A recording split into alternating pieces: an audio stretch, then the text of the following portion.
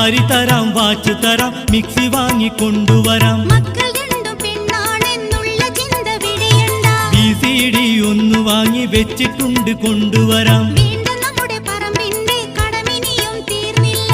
AC റൂമിലിരിക്കുമ്പോഴും ചിന്ത വന്നാൽ വിയർക്കുന്നു. എത്ര തന്നെ വിഷമിച്ചാലും 2 കൊല്ലം കൂടി നിൽക്കി. വേണ്ട, പുതി വേണ്ട, ഇപ്പം വരണ്ടേ പൊന്നുമരരെ. ഒട്ടേറെ പൈസ വേണം പുന്നാരമുത്തേ, എന്റെ പഞ്ചാര സത്തേ.